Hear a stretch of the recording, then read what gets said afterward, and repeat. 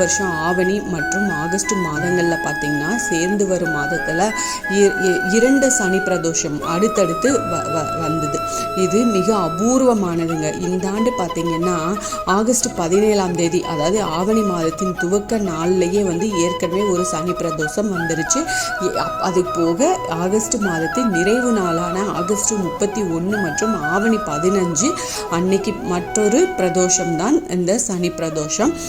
August 17 அன்னைக்கு வந்த சனி பிரதோஷத்தன்னைக்கு நம்ம யாரெல்லாம் உங்களால் வழிபட முடியாமல் நிறைய காரணங்கள் இருக்கலாம், அப்படி தவற விட்டவங்க ஆகஸ்ட் 31 தேதி வரும் சனி பிரதோஷத்தை கண்டிப்பாக பயன்படுத்தி சிவபெருமான வழிபட்டு அவரோட அருளை பரிபூரணமாக பெறுங்க.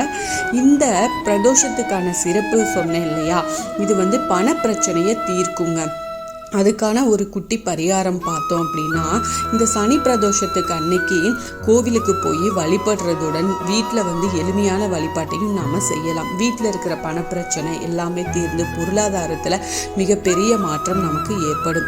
இந்த பிரதோஷ வழிபாட்டினை நிறைவு செஞ்ச பிறகு வீட்டில் பூஜை அறையில் விளக்கேற்றி வச்சு ஒரு சின்ன கிண்ணத்தில் டைமண்ட் கல்கண்டுகளை வச்சுக்கோங்க. அதுக்கு மேலே 5 கிராம்புகளை சொருகி வைங்க.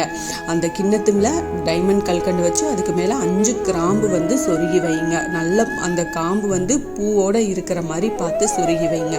அதுக்கப்புறம் சிவபெருமானிடம் மனசில் உள்ள கஷ்டங்கள் வேண்டுதல்கள் எல்லாத்தையுமே சொல்லி மனதார நீங்கள் வழிபாடு செய்யுங்க. உங்களுக்கு எந்த பிரச்சனை இருக்கோ அதை வழிபாடு செய்யுங்க. இந்த கல்கண்டு அதுக்கப்புறம் அந்த கிராம்பு இரவு முழுவதுமே அப்படியே அங்கே பூஜை ரூம்லேயே இருக்கட்டும், அப்படியே வச்சிருங்க. மறுநாள் அந்த 5 கிராம்புகளை மட்டும் எடுத்து வீட்டில் பணம் நகை வைக்கிற இடத்துல பர்ஸு, அப்புறம் உங்கள் ஆஃபீஸு, வேலை செய்கிற இடம், தொழில் செய்கிற இடம், இது போன்ற இடத்துல ஒவ்வொன்றா நீங்கள் வச்சுக்கலாங்க.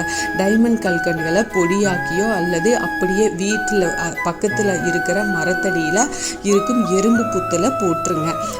இதனால வீட்டில் மகிழ்ச்சியான நிலை கண்டிப்பாக ஏற்படும், பணவரவு அதிகரிக்க செய்யுங்க. இவ்வளவு மகத்தான சக்தி வாய்ந்த இந்த சனி பிரதோஷத்தை தவற விடாமல் முடிஞ்சால் இந்த எளிமையான பரிகாரம் தாங்க, ரொம்ப சின்னது சிம்பிளான பரிகாரம் தான். இதை நம்பிக்கையோட சிவபெருமானை நினச்சிட்டு நீங்கள் செய்யுங்க. கண்டிப்பாக சிவபெருமானால தானே குபேரன் அவ்வளோ செல்வத்துக்கு அதிபதியானார். அப்போது நமக்கும் கண் திறந்து பார்ப்பார் தானே. அதனால் நீங்கள் முழு நம்பிக்கையோடு இதை செய்யுங்க. உங்கள் பிரார்த்தனைகள் எல்லாமே பலிக்கட்டுங்க. நானும் வேண்டிக்கிறேன் உங்களுக்காக. Thank you friends. என்னோட சேனலுக்கு தொடர்ந்து சப்போர்ட் பண்ணுங்கள், லைக் பண்ணுங்கள், ஷேர் பண்ணுங்கள், கமெண்ட் பண்ணுங்கள். ப்ளீஸ் மறக்காமல் சப்ஸ்கிரைப் பண்ணுங்க, பெல் ஐகானை கிளிக் பண்ணுங்க. இது போல ஆன்மீக பதிவுகள் எனக்கு தெரிஞ்ச எல்லாத்தையும் உங்ககிட்ட ஷேர் பண்றேன். மீண்டும் அடுத்த பதிவில் சந்திப்போம்.